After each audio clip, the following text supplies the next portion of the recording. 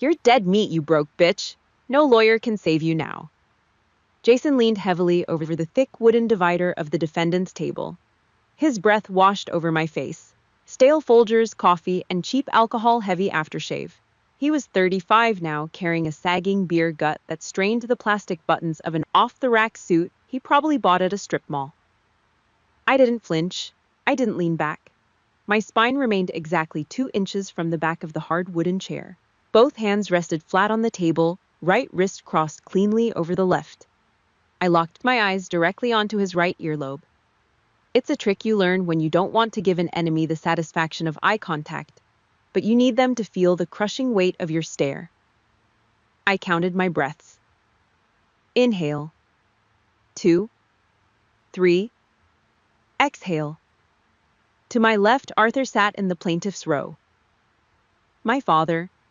He let out a low, wet chuckle, crossing his thick arms over his chest.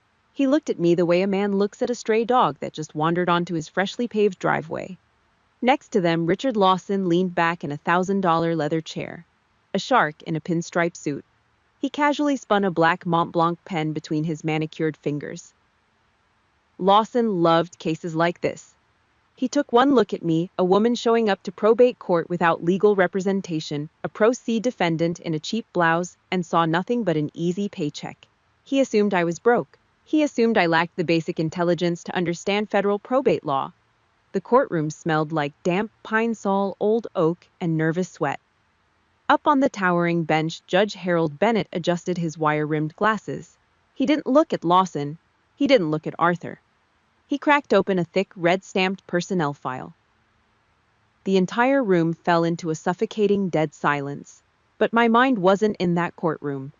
The nauseating smell of Jason's aftershave dragged me backward. 16 years backward, Ohio, mid-July. The thick, greasy smell of backyard barbecue smoke clinging to the humid air. Crash. The sound of shattering ceramic echoed through the narrow kitchen. Jason, 19 years old and full of unearned arrogance, had just thrown a baseball straight through Mom's vintage floral vase. Pieces of painted clay scattered across the cheap linoleum floor.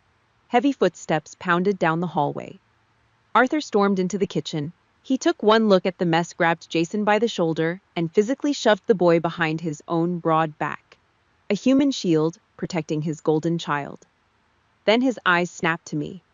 I was standing at the sink, my hands buried in soapy dishwater. "You're the older sister," Arthur barked, his voice hitting me like buckshot. "Why the hell aren't you watching him? You let him destroy your mother's things. You are completely irresponsible." He didn't ask Jason why he threw it. He didn't care. It was my fault. It was always my fault. I looked over at Mom. She was sitting at the small dining table, her head bowed, staring blankly at a plate of mushy peas. She didn't say a word. She never did. I didn't cry. I didn't argue. I just gripped the yellow sponge in my hand, squeezing it until the dirty, lukewarm dishwater ran down my wrist and dripped onto the floor. Right then and there, a concrete wall started pouring its foundation in my mind. I realized my exact purpose in this house. I was the spare part, the silent shock absorber for their dysfunction. Months later, that dysfunction paid out in full for Jason. He got a brand new Ford F-150. A reward from Arthur for barely scraping a passing grade and getting accepted into a bottom-tier community college. The night he brought the truck home, the house was loud with celebration. I wasn't inside. I was sitting out behind the detached garage in the dark, picking rust off a busted lawnmower blade with a flathead screwdriver. The metal slipped. I sliced my knuckle. I didn't care. The sharp sting kept me grounded. I didn't hear him approach. Combat boots don't make a sound on gravel if you know how to walk. Colonel William Barnes, my grandfather. A Vietnam veteran who spoke less in a month than Arthur did in an hour. He stepped out of the shadows and lowered his heavy frame onto an overturned aluminum drum. He didn't coddle me. He didn't offer a bandage for my bleeding hand. Instead, he tossed a freezing cold can of ginger ale at my chest. I caught it. The icy condensation bit into my skin. He stared at me for a long time. His eyes were hard, calculating. "You know why they're wrong about you, Millie."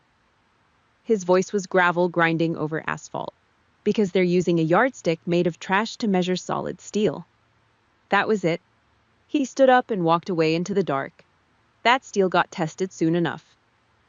When I deployed to Afghanistan, the reality of my family's greed followed me into the dirt. I spent my days breathing in cordite diesel fuel and the metallic stench of blood.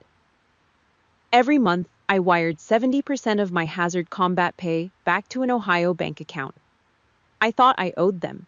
I thought it was my duty as the spare child to buy my way into their grace. 2 weeks into a brutal rotation in Kandahar, I managed to get 10 minutes of internet access at the base. I opened Facebook. There was Jason grinning like an idiot sitting astride a brand new Harley-Davidson motorcycle. The caption read, "Paid in cash. Living the dream. My blood money." I stared at the glowing screen. The desert heat was pushing 110 degrees outside the tent, but I felt nothing but ice in my veins. I didn't call them. I didn't demand the money back. I simply opened my banking portal and permanently locked the account. Cut the cord. Let them bleed dry. But the real death of my family ties happened long before the desert. It happened on a freezing Tuesday morning at a Greyhound bus station. Ohio snow was blowing sideways, cutting like broken glass. I stood on the salted concrete, my olive drab Marine Corps duffel bag slung over my shoulder. No family send-off. No tearful hugs from a proud mother. Just the colonel. He stood perfectly straight in the freezing wind, raising his hand in a crisp, silent salute. I returned it. Down the curb, the family SUV idled. The engine rumbled low. Arthur rolled down the passenger window just a few inches. A thick, suffocating cloud of cheap cigar smoke billowed out into the winter air. He didn't look me in the eye. He just pointed the glowing orange tip of his cigar at me through the crack in the window. 6 months, he sneered, the words dripping with absolute disgust. You'll come crawling back to this house begging to eat off my table. If you've ever been the black sheep, the one who gave your blood and sweat only to be treated like a walking ATM by the people who were supposed to love you, drop a 1 in the comments right now. Hit that like button, subscribe to the channel, and let me know. I'm not the only one who had to pack a bag and walk into the freezing cold just to survive. He didn't wait for an answer. The motorized window whined as it rolled up, sealing the warm cabin. The heavy glass shut with a dull thud. But right before it closed, slicing through the howl of the Ohio wind, I heard the wet, unmistakable sound of his smirk. Crunch. Loose, dry dirt hit the lid of the cheap pine coffin. The county cemetery was entirely empty except for us and 2 men leaning on their shovels. An early October wind ripped through the endless rows of gray headstones, carrying the bitter scent of dead leaves and cold rain. I stood at the very edge of the open grave. My spine locked into a perfectly straight, unyielding line. I wore my service alphas. The dark green fabric of my Marine Corps uniform felt like a layer of armor against the biting wind. I brought my right hand up in a slow, precise 45-degree salute. I held it there. I did not blink. I did not shiver. I barely breathed. 3 steps to my left stood Jason. He wore a black suit that looked like it was 2 sizes too small. The cheap fabric stretched tight across his expanding gut. His head was bowed, but he was not looking at the hole in the ground. He had his smartphone cupped in his left hand, shielded from the wind. His thumb swiped rhythmically across the glowing screen. He was checking the morning stock tickers. A few feet behind him, Arthur stood near a pathetic, sparse wreath of wilted white lilies. He was not looking at the grave either. He was busy shaking hands with his hardware store business partner. They were standing in a graveyard, murmuring about supply chain margins and quarterly tax write-offs. Nobody was looking at the wooden box. Nobody cared that a giant of a man who had bled in the suffocating jungles of Vietnam, was going into the cold Ohio ground. They were just waiting for the dirt to settle so they could get to the reading of the will. I stared down into this dark earth. I remembered standing on a scorching tarmac in Kandahar, the heat radiating through the thick soles of my combat boots. I remembered watching aluminum transfer cases draped perfectly in the American flag being loaded into the dark belly of a C-17 transport plane. Death in a combat zone carried a crushing, silent weight. It demanded absolute reverence. When a soldier died, the world stopped spinning for a minute. Death back home, surrounded by blood relatives, just reeked of cheap calculations and hidden agendas. 2 hours later, we were sitting in a cramped wood-paneled conference room at a local estate attorney's office. The outdated air conditioning unit in the window rattled constantly, struggling and failing to cool the small oppressive space. The room smelled like stale coffee ozone from an overworked copy machine and the sharp chemical scent of fresh printer ink. Arthur sat at the head of the heavy glass conference table. He had his chest puffed out, taking up as much space as possible. He was ready to claim his kingdom. Jason sat next to him, aggressively tapping the sole of his loafer against the carpeted floor. He had already pulled up a web browser on his phone, looking at a listing for a luxury pontoon boat. The old estate lawyer, a man who looked entirely worn down by decades of witnessing family greed, adjusted his wire-rimmed reading glasses. He picked up a crisp white stack of legal paper. The sharp rustle of the pages cut right through the dull hum of the air conditioner. He read through the standard legal jargon. The funeral arrangements, the settlement of outstanding debts. Nobody cared about that part. We all sat in this freezing room waiting for the asset distribution. The lawyer cleared his throat. He looked down at the final page. Regarding the totality of the estate, the liquid assets held in the Federal Credit Union, the Mutual Fund Trust, and the property located on Lake Erie. The sole and exclusive beneficiary is... The lawyer paused, looking up over the rim of his glasses.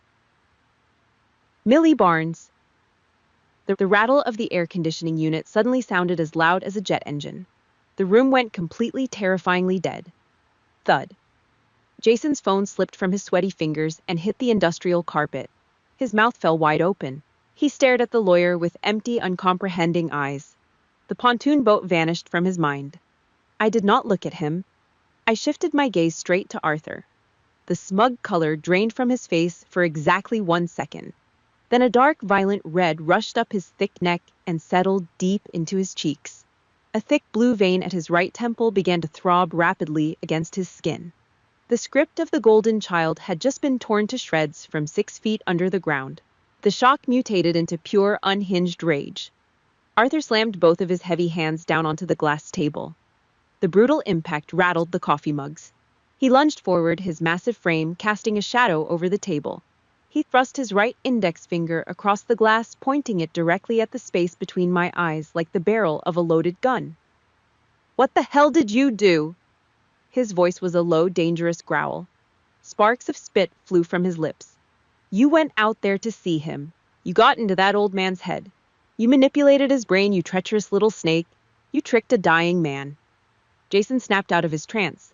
He leaned over the table, his face twisted in ugly panic. "That money is mine. Grandpa promised me that lake house. I need that money to pay off the truck. You cannot do this. You stole it." He started cursing, slamming his fist against his thigh. I did not move. I did not raise my voice. I did not defend myself against the accusations. I knew the truth. I sat perfectly still. My eyes tracked a small hairline fracture in the glass surface of the table. Then I looked up. I locked my vision onto the throbbing pulse in Arthur's thick neck. I evaluated his heart rate, approximately 130 beats per minute. Elevated blood pressure, shallow, rapid breathing, poor physical conditioning. He was a man entirely losing control of his environment. I was a woman who had been trained to control environments that were actively trying to kill me. I slowly reached out and picked up the white piece of paper detailing the asset distribution. The heavy cardstock felt solid in my hand. A slick, arrogant voice interrupted the shouting. Richard Lawson, Arthur's hired legal shark, stepped out of the corner of the room. He walked up to the table, his expensive leather shoes silent on the carpet. He casually slid a single sheet of paper across the glass toward me. "Let us be reasonable here, Miss Barnes," Lawson said. His tone was coated in a sickening layer of fake sympathy. It was a brutal threat wrapped in a friendly recommendation. "This is clearly a clerical error or a document signed under severe mental duress. If you try to fight this, we will tie this entire estate up in probate court for the next 10 years. You will go bankrupt just paying the filing fees. Just sign the waiver, renounce the claim, save yourself the time and the humiliation." I looked down at the waiver. It was a formal surrender document, a white flag printed on legal paper. I reached into the chest pocket of my dark green uniform. My fingers wrapped around the cold, knurled aluminum of my black tactical pen. I pulled it out and clicked the top. Arthur smirked. He crossed his arms. He thought he had won. He thought I was folding just like I did when I was a teenager in his kitchen. Jason let out a shaky, arrogant breath of relief. I held the tip of the pen over the signature line for 3 seconds. Then I flicked my wrist. I used the back of my hand to brush the waiver off the edge of the table. It fluttered down and landed face down on the dirty carpet right next to Jason's loafers. I clicked the pen shut. I slid it back into my pocket. See you in court. I stood up. I pushed the heavy leather chair back with the backs of my knees. I squared my shoulders, keeping my back completely straight. I turned away from them and walked toward the heavy oak door. You do not have a dime to hire a lawyer, you stupid bitch. Jason screamed at my back, his voice cracking with raw desperation. He slammed his fist against the wall. Lawson is going to bury you. I did not stop. I did not look back. I grabbed the cold brass handle, pulled the door open, and stepped out into the quiet hallway. The purge had officially begun. Lawson loved the sound of his own voice. It was the first day of the probate hearing. The county courtroom smelled like lemon pledge and old varnished oak. Richard Lawson stepped out from behind the plaintiff's table and took center stage.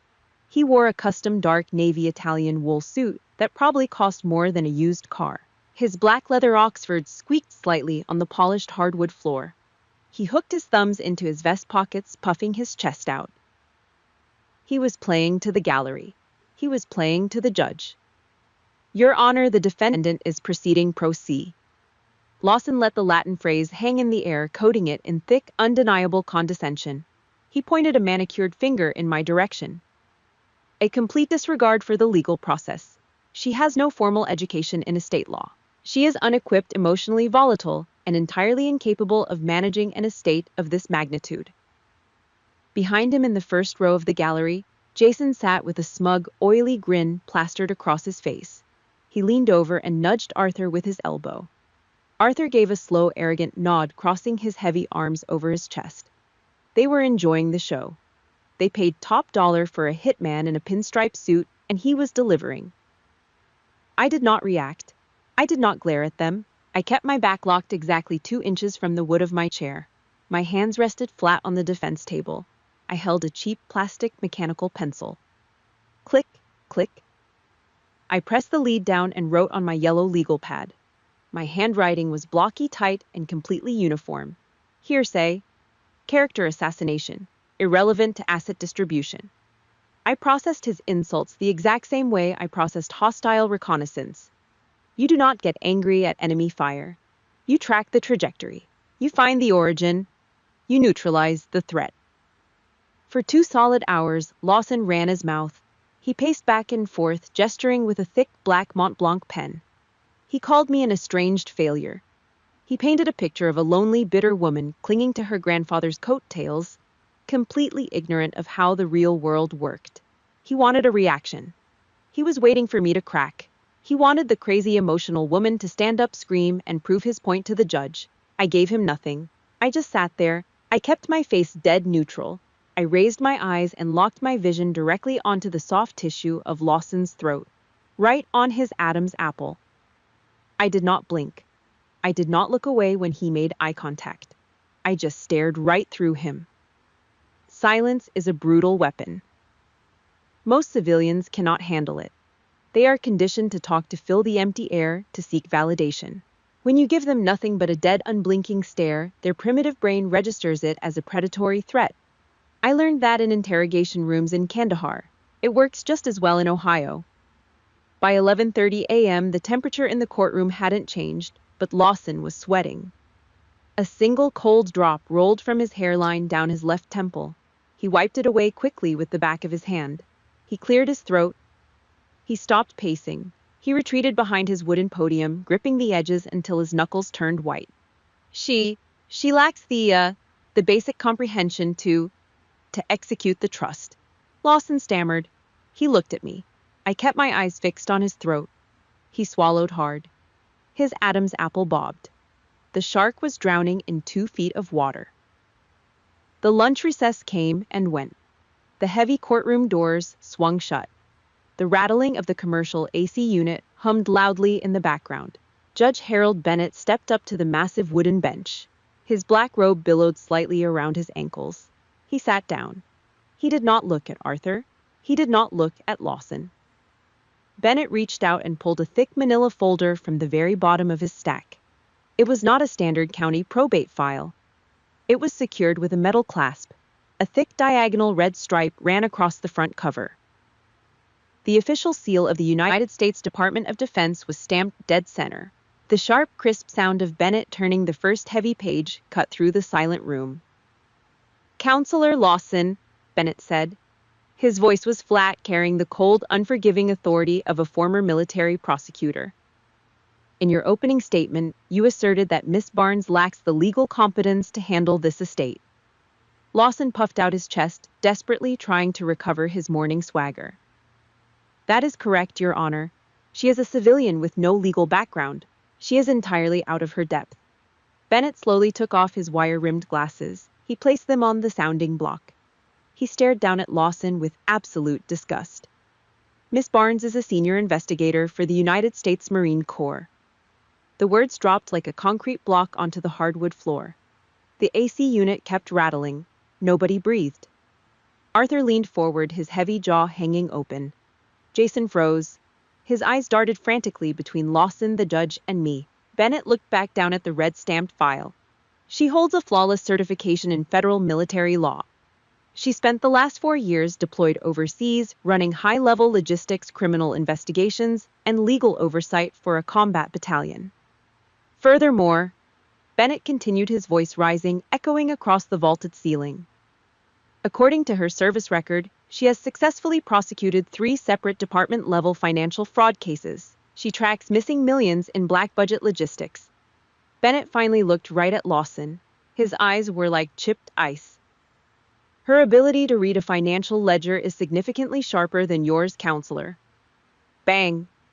The wooden gavel slammed down onto the sounding block. The sound cracked like a rifle shot. It was an invisible backhand right across the plaintiff's table. "She does not need a lawyer." Lawson's body went completely rigid. All the blood drained out of his face, leaving him a sickening shade of gray. His posture collapsed. His hand went slack. Clatter. The heavy black Mont Blanc pen slipped from his manicured fingers and hit the floor. It rolled under the defense table. He did not bend down to pick it up. He just stood there, his mouth opening and closing like a suffocating fish. Behind him, Jason stammered, his voice high, thin, and terrified. Military law. What is he talking about, Dad? What is he talking about?" Arthur did not answer. He was gripping the wooden pew in front of him, his knuckles white, staring at me as if I had just risen from the dead. The arrogant illusion was shattered. The game was over. The predator had just realized he walked into a locked cage with a monster. The gallery erupted into a low, shocked murmur. Bennett glared at the crowd until it went dead silent again. I did not smile. I did not look back at my father or my brother to gloat. I didn't feel a single ounce of victory. I just closed my eyes. Lawson and Jason heard the titles. They heard the prestige and the authority. They thought it was a flex. But in the total darkness behind my eyelids, there was no courtroom. There was no judge. There was no vindication. There was only the deafening, bone-shattering roar of an incoming 120mm mortar shell tearing the earth apart. The smell of burning sand. The copper stench of fresh blood soaking into a stretcher. The high-pitched, endless screaming of an 18-year-old kid begging for his mother. The gavel cracked again, but in my head it was just another explosion. The gavel cracked against the sounding block. Lawson flinched as if he had been struck across the jaw. He gripped the edge of the plaintiff's table, his mouth opening and closing silently.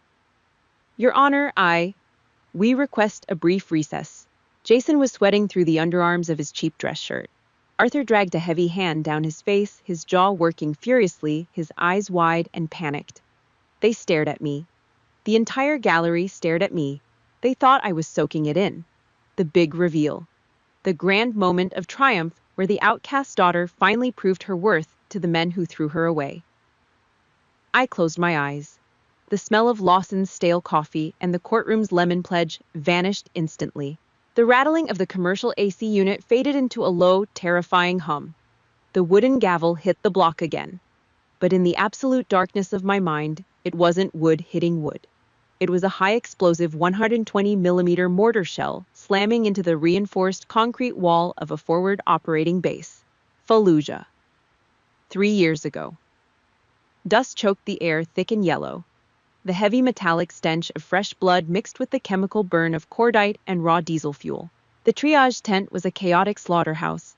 Rows of canvas cots lined the packed dirt floor. The rhythmic, agonizing beep of a portable ventilator cut through the shouting of the medics. Corporal Miller lay on the third cot. He was 19 years old, a kid from somewhere in Iowa who liked to talk about his grandfather's farm. His right leg ended in a jagged red ruin just below the knee. Thick combat gauze was soaked completely black. He was pale, the color of old wax. He was shivering violently in the 110-degree heat, his body rapidly dumping into hemorrhagic shock. In the far corner, Lieutenant Davis sat propped up against a wooden supply crate. He took a piece of shrapnel to the shoulder. It was a clean wound, not life-threatening, but Davis was the signal's intelligence officer. Around his neck on a heavy steel chain, he held the encryption keys for the entire battalion's communication grid. Outside the tent, the deafening rhythmic thud of a UH-60 Blackhawk rotor chewed through the thick desert air. Medivac. The combat medic, a guy whose face was a mask of soot and somebody else's blood, grabbed the front of my armor vest. He had to scream over the violent noise of the rotors. "One seat left, Major. We are maxed out on weight. Who goes?" He looked at me. I was the ranking officer. I was the one who had to make the call. I looked at Miller. The kid was clutching his stomach, his eyes wide, terrified, pleading. He wanted his mom. He wanted to go home. I looked at Davis. The radio keys. If those keys stayed behind, if the grid went down, an entire infantry company would be blind and deaf in a hostile sector. 300 men would be sitting ducks in the dark. It was a simple math equation. Tactical doctrine dictated the answer. My heart screamed to put the dying kid on the bird. My training overrode my heart. The discipline crushed the empathy. I raised my right hand. It did not shake. I pointed a rigid finger directly at Davis.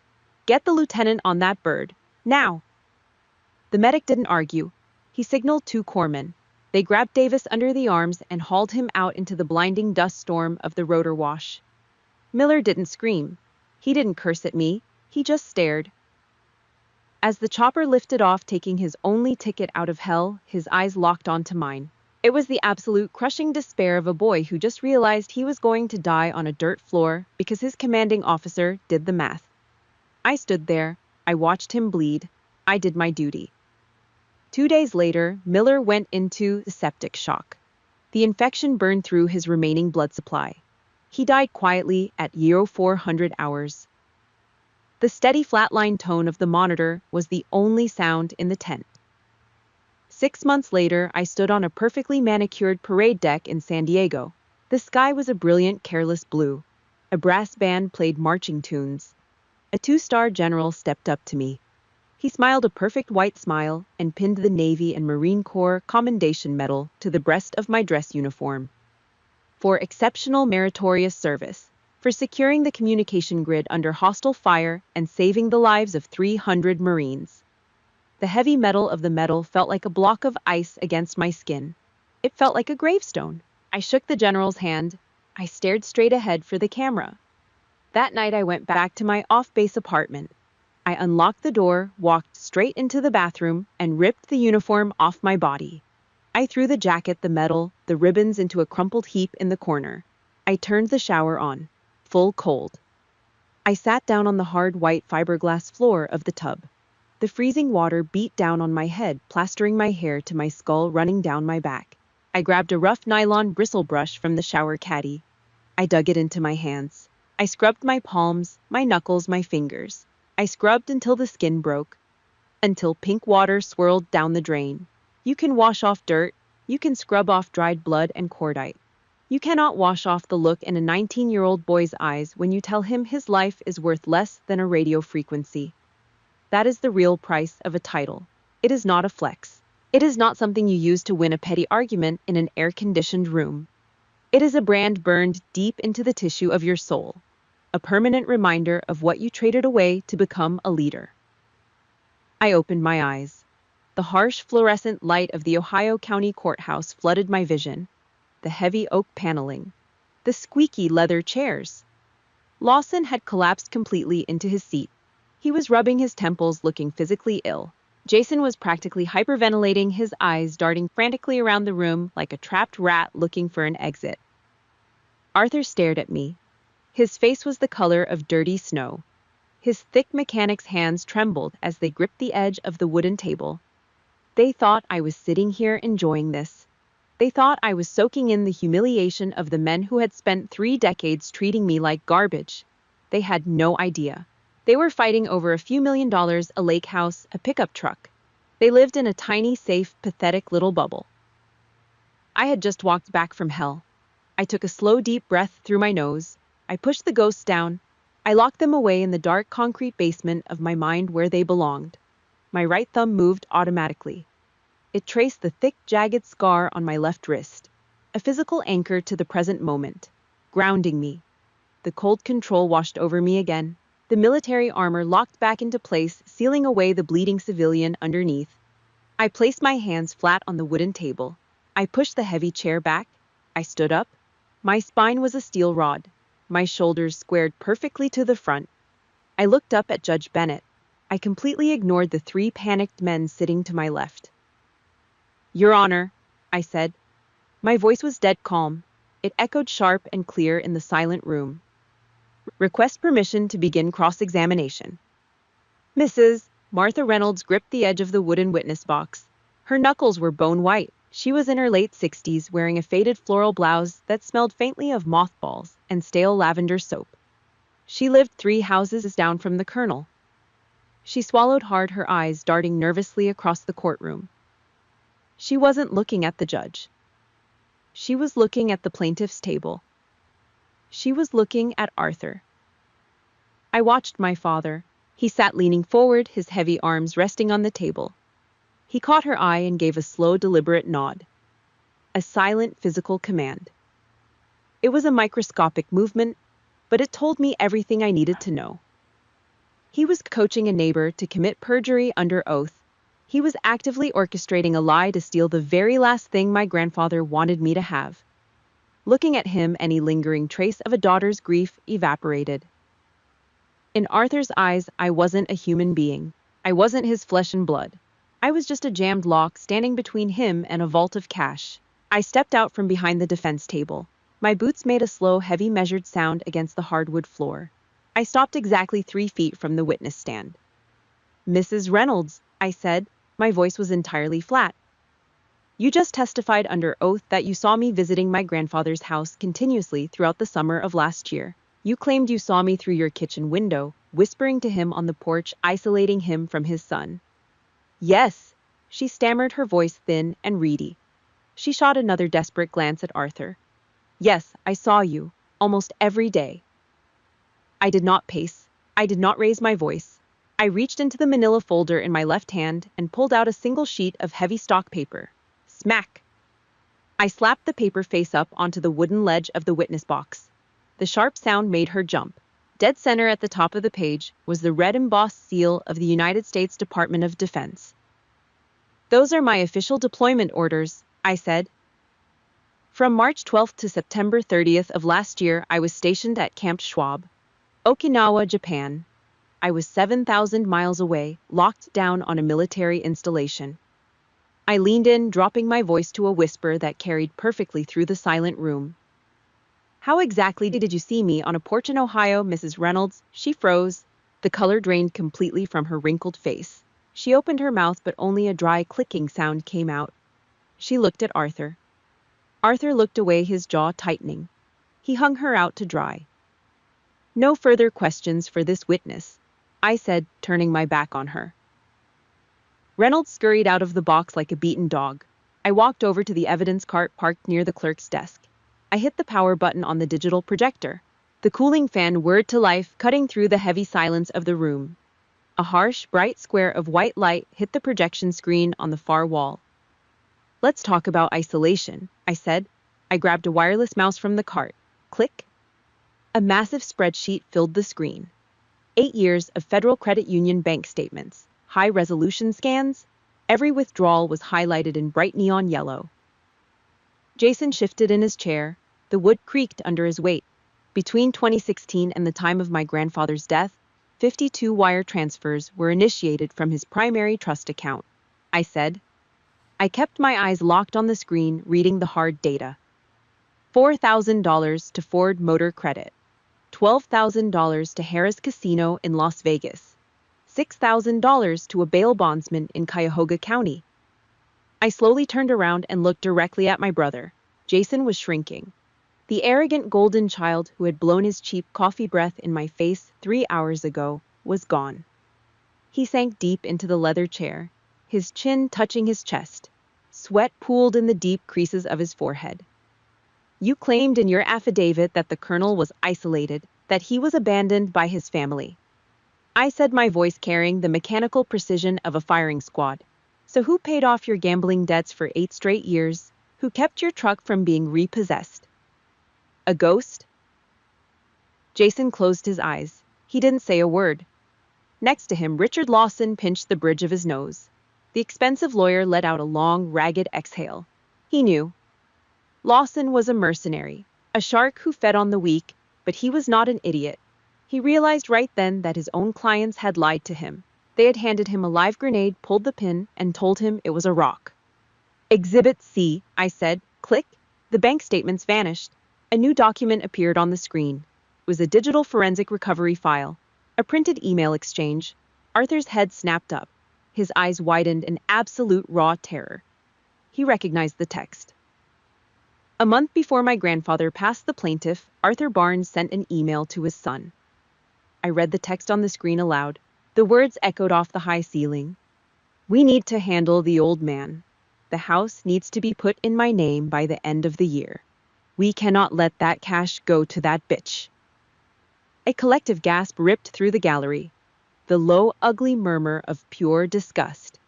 The carefully constructed illusion of a grieving, loving family shattered into a million jagged pieces right there on the floor. Arthur's hands began to shake. He gripped the edge of the table so hard his thick fingers turned purple. Elder financial abuse. It wasn't just a civil dispute anymore. It was a crime. And I had just put the murder weapon on a 10-foot screen. I turned the projector off. The room plunged back into normal lighting. I walked back to the defense table. I picked up a small black digital voice recorder. I set it down gently on the hard wood. My grandfather knew exactly what you were doing, I said, looking at the 2 men who shared my last name. He just didn't want to spend his final days fighting the people he raised. I pressed the play button. The audio crackled. Static hissed through the courtroom speakers. Then a voice cut through the noise. It was gravelly, deep, unshakable.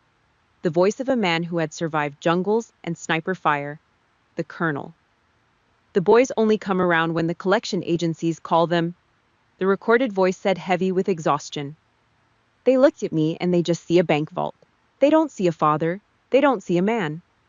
A brief pause on the tape, the sound of a heavy sigh. If anyone deserves it, it's Millie. She never asked me for a single dime. She just sat with me in the dark. She loved me long before she knew what I owned. I hit the stop button.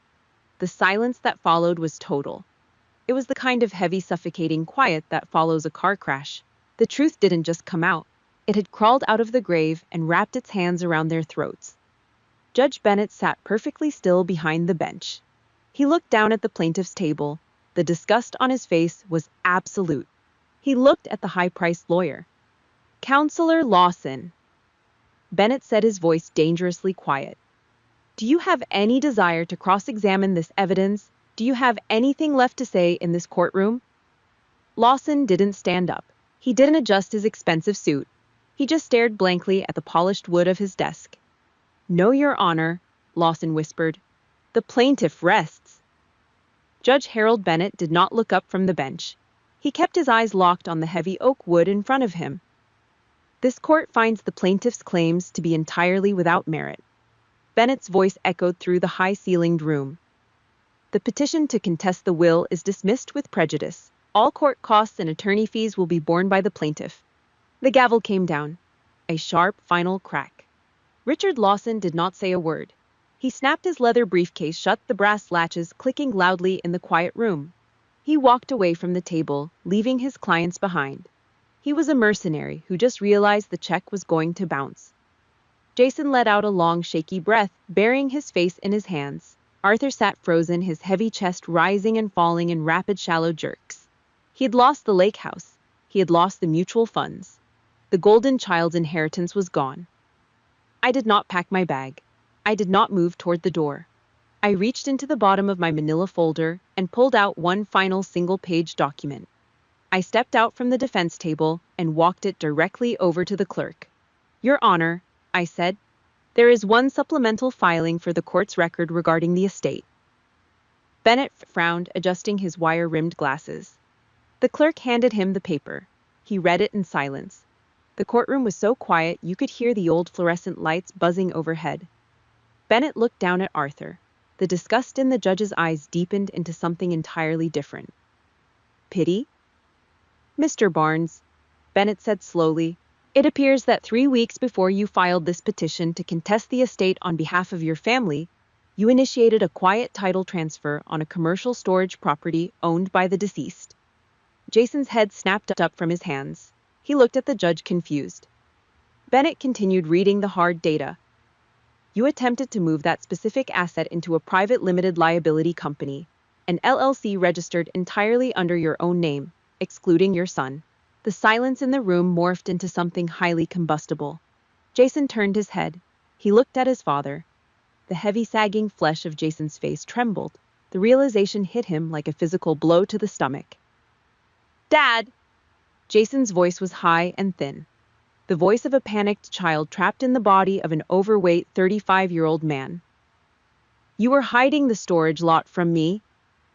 Arthur did not answer. He stared straight ahead at the judge's bench. His thick neck flushed a deep, ugly purple. "You told me we were in this together," Jason stammered, his voice cracking, rising in pitch. The sweat on his forehead dripped down into his eyes. "You told me we had to protect the money from her, but you were stealing it for yourself." The great, untouchable patriarch of the Barnes family was entirely stripped bare. He was not a protector. He was not a stern, disciplined leader securing a legacy. He was just a petty, small-time thief who tried to pick the pockets of a dead man and was perfectly willing to cut his own favorite son out of the deal. Arthur slowly turned his head. He did not look at Jason. He looked at me. His eyes were bloodshot. The arrogant sneer was gone, replaced by the desperate, cornered look of a drowning man. He opened his mouth. His breath rattled in his chest. "I never thought—" Arthur wheezed, his voice weak and pathetic. "I never thought you would become something like this, Millie." It was a final desperate attempt to play the victim. A pathetic guilt trip from a man who had spent 30 years using me as a human punching bag. I looked back at him. My heartbeat remained completely steady. I did not feel angry. I did not feel sad. I looked at the man who gave me half my DNA, and I felt absolutely nothing. "You never really looked at me," I said. Arthur's mouth hung open. He tried to take a breath, but the air caught in his throat. His heavy hands shot up, clawing at his chest. The fabric of his cheap dress shirt tightened as he slumped forward. A terrible, wet, choking sound ripped from his lungs. His face twisted into a mask of pure agony, the color draining away until his skin looked like wet ash. He pitched to the right. His massive shoulder hit the edge of the wooden plaintiff's table. Crash! Arthur hit the floor hard. He lay on his side, his knees pulled up toward his chest, gasping frantically for air. Jason shrieked. He leaped backward out of his chair, scrambling away from his own father like the man was on fire. Jason pressed his back against the wooden divider, sobbing hysterically, completely paralyzed by cowardice. "Bailiff, call a bus. Get EMTs in here right now," Judge Bennett shouted, slamming his hand down on a panic button beneath the bench. The courtroom exploded into chaos. The bailiff sprinted down the aisle, his radio squawking loudly. People in the gallery stood up shouting. I stood exactly 2 meters away. My combat boots were planted firmly on the hardwood floor. My hands rested loosely at my sides. I did not step forward. I did not drop to my knees to help him. I did not yell for a medic. 10 years ago, the little girl inside of me would have rushed to his side. She would have held his hand, desperate for him to look up and finally love her. But that girl died a long time ago. She died in an Ohio kitchen. She died in the freezing wind at a Greyhound bus station. She died in the blood-soaked sand of a triage tent in Fallujah. The woman standing in this courtroom was a Marine, and from a tactical standpoint, I was simply observing a neutralized threat.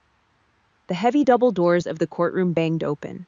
Two paramedics rushed in carrying a heavy trauma bag and an oxygen tank.